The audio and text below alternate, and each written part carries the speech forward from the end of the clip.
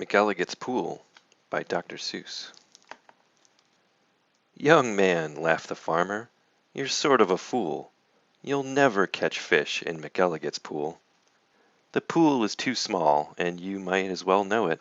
When people have junk, here's the place that they throw it. You might catch a boot, you might catch a can, or you might catch a bottle, but listen, young man, if you sat 50 years with your worms and your wishes, you'd grow a long beard, long before you'd catch fishes. Answered Marco. It may be you're right. I've been here 3 hours without one single bite.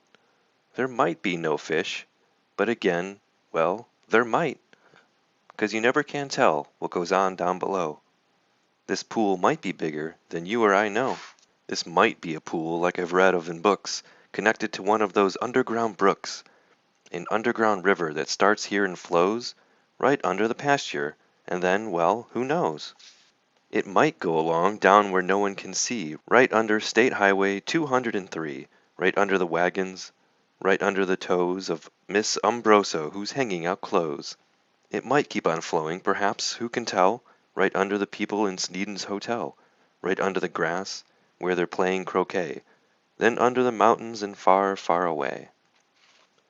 This might be a river, now mightn't it be, connecting McElligot's Pool with the sea. Then maybe some fish might be swimming toward me. If such a thing could be, they certainly would be. Some very smart fellow might point out the way to the place where I'm fishing, and that's why I say, if I wait long enough, if I'm patient and cool, who knows what I'll catch in McElligot's Pool? I might catch a thin fish. I might catch a stout fish. I might catch a short or a long, long drawn out fish. Any kind, any shape, any color or size, I might catch some fish that would open your eyes. I won't be surprised if a dogfish appears, complete with a collar and long floppy ears, woofing along, and perhaps he might chase a whole lot of catfish right straight to this place. I might catch a fish with a pinwheel-like tail. I might catch a fish who has fins like a snail. I might catch some young fish, some high-jumping friskers. I might catch an old one with long flowing whiskers. I might catch a fish with a long curly nose. I might catch a fish like a rooster that crows.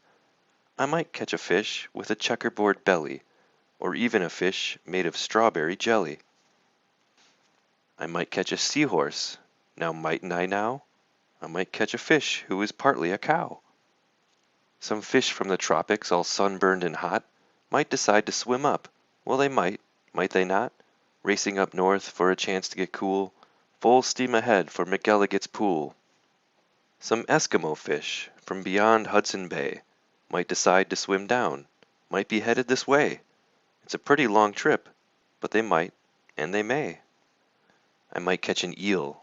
Well, I might, it depends. A long, twisting eel with a lot of strange bends, and oddly enough, with a head on both ends. One doesn't catch this kind of fish as a rule, but the chances are fine in McElligot's Pool. I might catch a fish with a terrible grouch, or an Australian fish with a kangaroo's pouch. Who wants to catch small ones like mackerel or trout? Say, I'll catch a sawfish with such a long snout that he needs an assistant to help him about. If I wait long enough, if I'm patient and cool, who knows what I'll catch in McElligot's Pool? Some roughneck old lobster, all gristle and muscle, might grab at my bait, then I would have a tussle. To land one so tough might take 2 or 3 hours, but the next might be easy, the kind that likes flowers. I might catch some sort of fast-moving bloke who zips through the waves with an overarm stroke. I might, and I may, and that's really no joke. A fish even faster, a fish, if you please, who slides down the sides of strange islands on skis. He might ski on over and pay me a visit.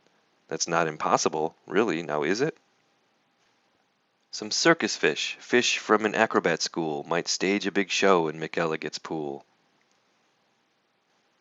Or I might catch a fish from a stranger place yet, from the world's highest river in far-off Tibet, where the falls are so steep that it's dangerous to ride 'em. So the fish put up chutes, and they float down beside 'em. From the world's deepest ocean, from way down below, from down in the mud where the deep divers go, From down in the mire and the muck and the murk, I might catch some fish who are all going glurk. Whales.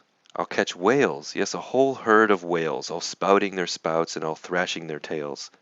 I'll catch 50 whales, then I'll stop for the day, 'cause there's nothing that's bigger than whales, so they say.